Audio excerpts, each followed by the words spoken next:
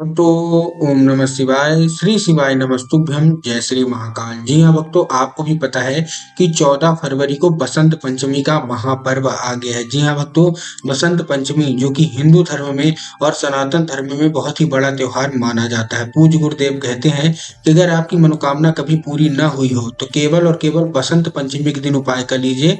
आपकी सारी की सारी मनोकामना बाबा भोलेनाथ अवश्य रूप से पूरी कर ही कर देंगे। साल 2023 में जो कथा हुई थी गुरुदेव की, उसमें बहुत सारे लोग ऐसे आए थे कि गुरुदेव हमारे जीवन में ये समस्या है, गुरुदेव हमारे जीवन में ये कष्ट है। बहुत सारे लोगों के जीवन में कोई ना कोई परेशानी थी, समस्या थी और गुरुदेव से उपाय मांग रहे थे कि गुरुदेव कोई ऐसा उपाय बता दें कि हमारी मनोकामना पूरी हो जाए। आपको भी पता है गुरुदेव की जो कथा होती है उसमें बहुत सारे पत्र आते हैं, तो लगभग लगभग 50 से 60 हजार गुरुदेव के पास ऐसे पत्र आ गए थे कि गुरुदेव हमारी मनोकामना पूरी नहीं हो रही है, तो कृपया करके कोई उपाय बता दे। तब गुरुदेव ने उनको 2 से 3 उपाय बताए थे और कहा था बसंत पंचमी के दिन इसको अवश्य रूप से कर लेना, तुम्हारी सारी की सारी मनोकामना बाबा भोलेनाथ पूरी कर ही कर देंगे।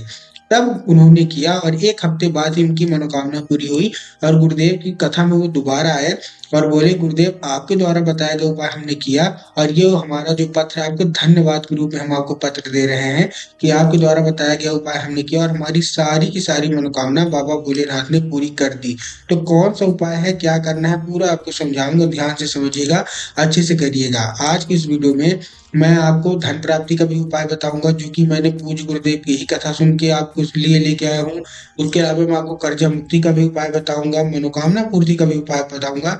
जितने भी उपाय मैंने पूज्य गुरुदेव से बसंत पंचमी के लिए सुने हैं, सारे के सारे उपाय आपको बताने वाला हूँ। तो उपाय ध्यान से सुनिएगा, अच्छे से करिएगा ताकि आपकी सारी की सारी मनोकामना पूरी हो जाए। देखिए सबसे अच्छी बात ये है इन उपायों की कि इनको कोई भी कर सकता है, मतलब महिलाएं भी कर सकती हैं, पुरुष भी कर सकते हैं। और सबसे अच्छी बात एक और है कि इसको दिन में आप कभी भी कर सकते हैं, कोई जरूरी नहीं है कि आपको सुबह करना है शाम को करना है, कभी भी इन उपाय को कर सकते हैं। तो चलिए चलते हैं उपाय की ओर जो कि मैंने पूज्य गुरुदेव की कथा से बहुत अच्छे से सुना है, तो आपको बताता हूँ। लेकिन उससे पहले चैनल पे अगर पहली बार आए हैं और आवाज मेरी पहली बार सुन रहे हैं तो वीडियो को कर दें लाइक और चैनल को कर लें सब्सक्राइब ताकि पूजनीय पंडित प्रदीप जी मिश्रा के जितने भी नए नए उपाय हैं जो कि मैं उनकी कथा से सुनता हूँ, श्रवण करता हूँ, सबसे पहले मैं आपको प्राप्त करा सकूं। तो देखिए जो हमारा पहला उपाय है, देखिए सरसों का उपाय बहुत ही बड़ा उपाय है। वो बसंत पंचमी का अगर आपको करना है कोई उपाय तो ये उपाय आपको अवश्य रूप से कर लेना है। आपको क्या करना है, 5 सरसों लेनी है। ठीक, सरसों आपने ले लिया, अच्छी पीली होनी चाहिए, कहीं से मुरझाई हुई नहीं होनी चाहिए, इस चीज का आपको ध्यान रखना है। ठीक, सरसों आपने ले लिया। सरसों लेने के बाद आपको चुपचाप, और आपको कुछ लेना ही नहीं है। देखिए बसंत पंचमी को बहुत बड़ा उपाय है। आपको सरसों ले लेनी है 5 और पहुंच जाना है सीधा सीधा शिव मंदिर। अब शिव मंदिर आप पहुंच गए, शिव मंदिर पहुंचने के बाद अब आपको अर्पित कहाँ कहाँ करना है, इस चीज का आपको ध्यान रखना है। देखिए आप 5 सरसों लेनी है और 5 अलग अलग जगह आपको अर्पित करना है। कहाँ कहाँ अर्पित करना है ध्यान से सुनिएगा। पहला जो हमारा सरसों है वो आपको बाबा भोलेनाथ की शिवलिंग जो है केवल और केवल वहां अर्पित करना है, एक मूल मंत्र लेके। आपको भी पता है कि महादेव का एक मूल मंत्र है, कौन सा, श्री शिवाय नमस्तुभ्यम, जो कि बच्चे बच्चे के मुंह में रटा हुआ है।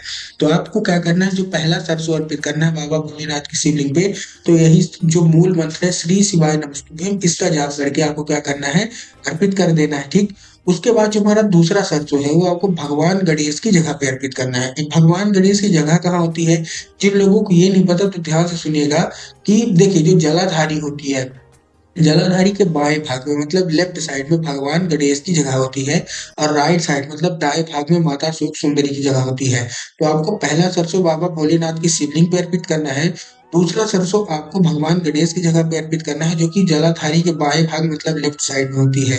जो हमारा तीसरा सरसों है वो माता सुख सुंदरी की जगह पे अर्पित करना है जो कि हमारा राइट साइड है जलाधारी के दाएं साइड में। ठीक, तीसरा हो गया। अब हमारा जो चौथा सरसों है वो आपको कहाँ अर्पित करना है, वो आपको अर्पित करना है माता पार्वती का जो हस्त कमल होता है जहां से शिवलिंग उठा हुआ होता है, आपको चौथा फूल आपको वहां अर्पित करना है। ठीक, मतलब सरसों है वहां अर्पित करना है।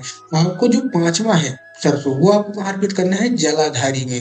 पूज्य गुरुदेव कहते हैं कि जलाधारी में स्वयं माता पार्वती का वास होता है और अगर माता पार्वती खुश हो गई आपसे तो आपके जीवन में जो कोई भी समस्या हो सारी की सारी दूर होंगी और बड़ी से बड़ी मनोकामना बसंत पंचमी के दिन आपकी पूरी हो जाएगी।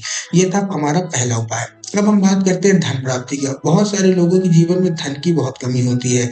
वो हमेशा ये पत्र में लिखते हैं, गुरुदेव हमारे जीवन में पैसा आता तो है लेकिन टिकता ही नहीं है। कर्ज़े से हम लोग बिल्कुल ऊब चुके हैं, तो कृपया करके कोई धन प्राप्ति का उपाय बता दें, ताकि माता पार्वती का आगमन हो, माता लक्ष्मी का आगमन हो और दरिद्रता हमारे घर से दूर हो जाए। तब गुरुदेव ने एक उपाय बताया था, जो कि आपको शाम के वक़्त करना है, इसको प्रदोष काल में। देखिए, बसंत पंचमी के प्रदोष काल में ये उपाय आपको बस रूप से कर लेना है। क्या करना है, देखिए, आपको ब प्रदोष काल जिन लोगों को पता है, उनका तो ठीक है, लेकिन बहुत सारे ऐसे लोग हैं जिनको प्रदोष काल नहीं पता रहता, प्रदोष काल कब होता है।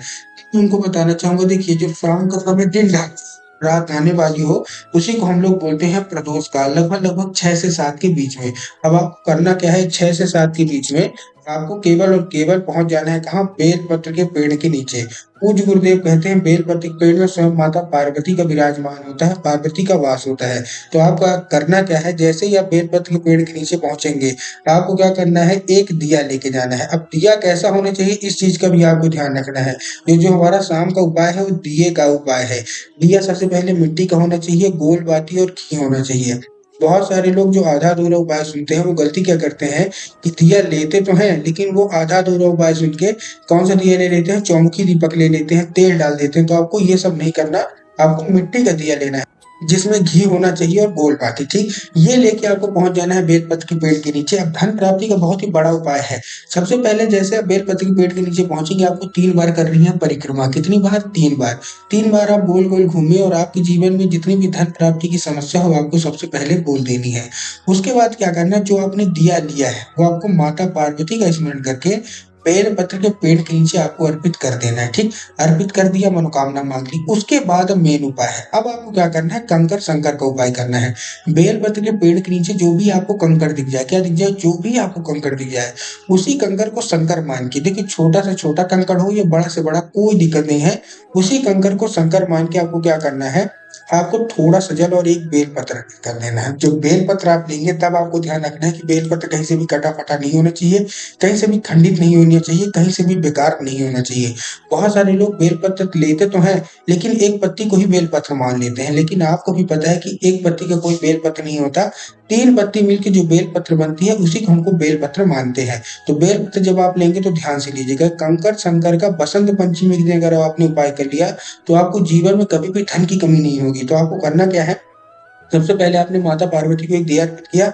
दिया अर्पित करने के बाद ही आपको एक चीज़ का भी ध्यान रखना है, क्या? जो मैंने अभी आपको बताया कि आपको कंकर-संकर तो एक कंकड़ को शंकर मान के आपको थोड़ा-सा जल और एक बेलपत्र अर्पित कर देना है। पूज्य गुरुदेव कहते हैं कि अगर आपके जीवन में बहुत ज़्यादा धन की कमी है और बसंत पंचमी के दिन ये कंकर-संकर का उपाय आपने कर लिया, तो सारा का सारा धन की कमी दूर हो जाती है। जीवन में कभी भी आपको धन की समस्या नहीं होती। तो उम्मीद करता हूँ आज के जितने भी उपाय मैंने आपको बताए, सारे के सारे समझ में आए होंगे, और उपाय ऐसे जानने के लिए हमारे चैनल पर बने रहें।